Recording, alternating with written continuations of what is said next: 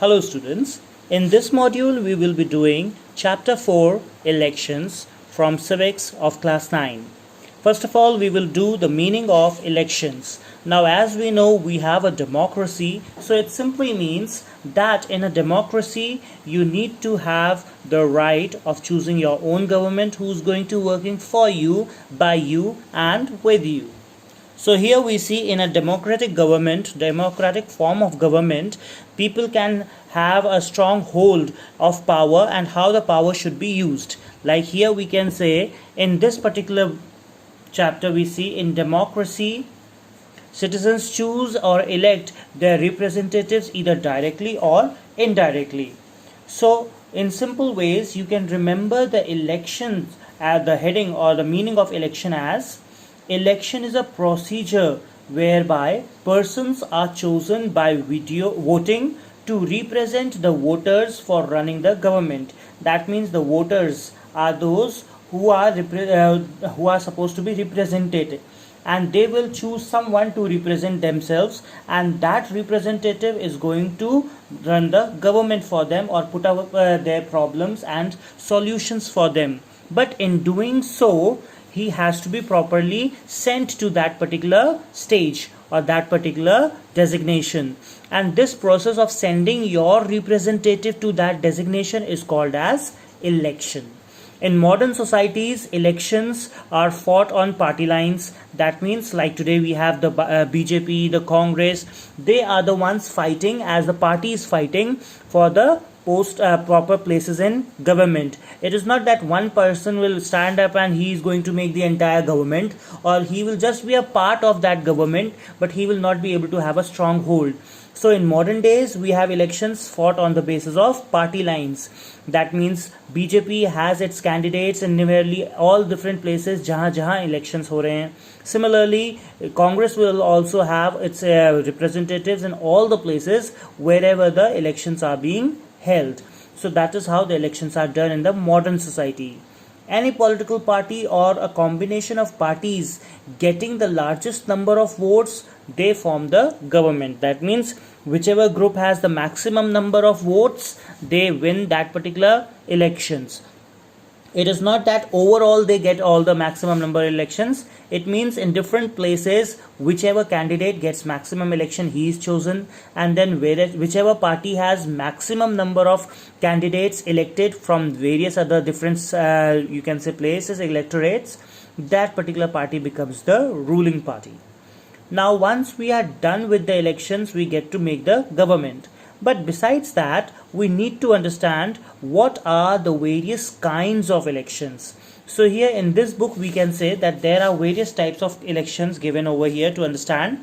First we will see the two main categories. They are direct elections and indirect elections. So when we talk about direct and indirect elections, you might like to understand what it means. So direct election means people of India, they are directly choosing someone to be their representatives, and such elections take place in Lok Sabha and the legislative assemblies. Legislative assemblies are in the state level, Lok Sabha is in the nationwide level.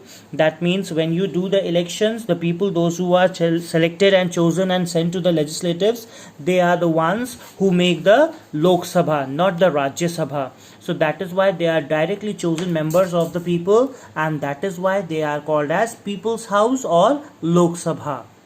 Here important thing you can see is the party or a combination of parties having the largest numbers of legislators elect their leader among themselves, who is made the chief minister or the prime minister as the case may be. Chief minister is basically the one who is going to lead the state, like the chief minister of Uttarakhand. And on the other hand, prime minister is the one who is only one position ruling over the entire country. Not ruling basically, but working as under president, but basically he is the real head, so he has maximum number of powers and decision making. So that is why we say prime minister for the country and chief minister for the state. and they are, as we know, the elections are run on the party basis. So the party with maximum or majority votes, or if nobody has majority votes, then two parties come together, make a coalition government, and that particular thing becomes a coalition government where 2-3 parties combine together and they choose their own representative or leader, and he becomes the prime minister or the chief minister. Next we have the indirect elections. Now India has two type of legislatures, both at the union also and at the state also. In the union we have the Rajya Sabha, whereas in the state we have the Vidhan Parishad. So the election to both these houses at the state level and the union level are indirect elections. Now what does it mean? It means people from Lok Sabha, they are from, not all, but from them only, people are chosen to be the members of Rajya Sabha. Similarly, people from Vidhan Sabha, they are elected to be taken as the member of Vidhan Parishad. In a way, you can say this is a sort of promotion they have. And that is why we see Vidhan Sabha and Vidhan Parishad basically are interconnected. Vidhan Sabha members go to Vidhan Parishad. Vidhan Parishad is not there in all the states, but wherever it is, it has members taken from Vidhan Sabha itself. And Rajya Sabha is basically the main house in the parliament that has members taken from Lok Sabha. So Rajya Sabha and the country level gets all its members from Lok Sabha, and that is how we can say that the members of Rajya Sabha are also elected by us only, but we chose them to be members of Lok Sabha. Afterwards they were chosen to be members of Rajya Sabha, so indirectly they have become our representatives there. We have not chosen them for Rajya Sabha, so that is why it is not a direct election, it was an indirect election. So that is the difference between direct as well as indirect elections. Here, for an example, we can even see that the election of the president and the vice president of India, they are in a way indirect elections, both of them. And who are the members who choose them? They are the members of an electoral college. Now you might say, what type of college is this? This is not any particular college, it is a group of people, those who are in it, and they are the members of the legislative assemblies, and they are members of the both houses of parliament. All of them together, they form a particular group that is known as Electoral College. And even from the capital, National Capital Territory of Delhi and Union Territory of Pondicherry, from there also members are included in it, and they make the choice that who is going to be the member for the candidate, or who is going to be the new president or the vice president. Just as the president is elected, the election of the vice president is also the same way. He is also elected by the members of both houses of parliament, and in this election the state legislatures do not take part. That means for the president, all the states have their people making the decision from the Vidhan Sabhas, but in the case of vice president, they are not included. Over here only the members of parliament are the ones who are going to make the decision who is going to be the new vice president. Now we move on to the different kinds of elections. Different kinds of elections are like, first is general election. These general elections are those which happen after the expiry of the normal term of the Lok Sabha, and that term is of 5 years. So after every 5 years a proper session comes to an end and new elections are held, and these proper elections which are held after 5 years are called as the general elections. Now here we can even read, elections held to elect the members of the Lok Sabha after expiry of the normal term of 5 years are called general elections.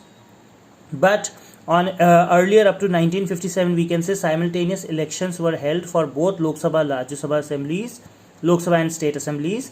However, on account of early dismissal and midterm elections, the two got gradually separated. Who are we talking about? We are talking about elections to some state legislatives that may held along with the parliamentary elections. So even that can happen together, but then later onwards, due to certain confusions, the elections for the states and for the country, they were separated, they were not held together.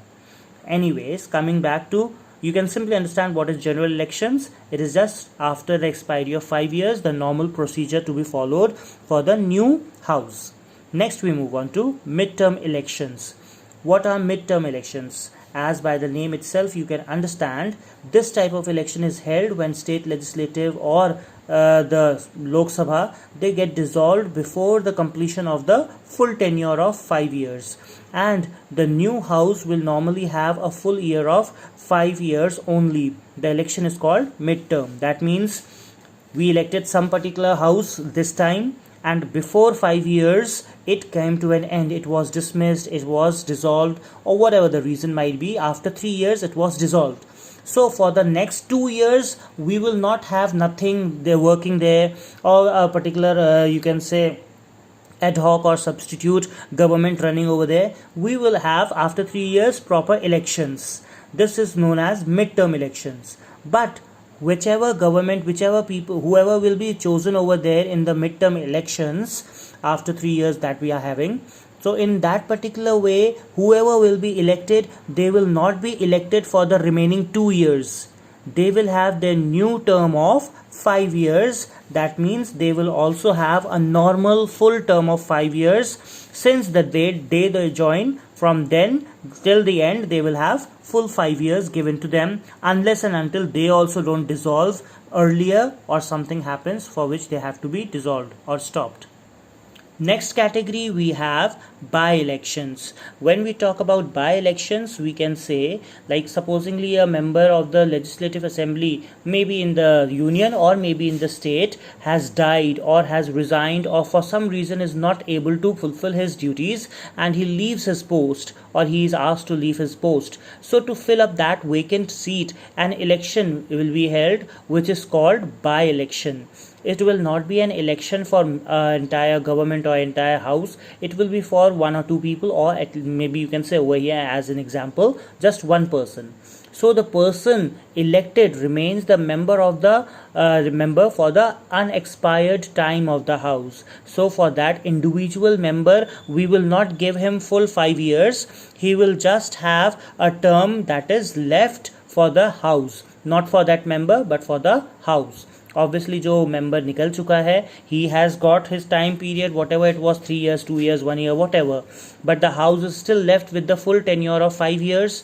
So to complete that tenure we are filling up that place, and so the member who will be elected is going to be only for the tenure of the house, not for full 5 years. Otherwise the entire house will dissolve and that single person will keep on working even after that also.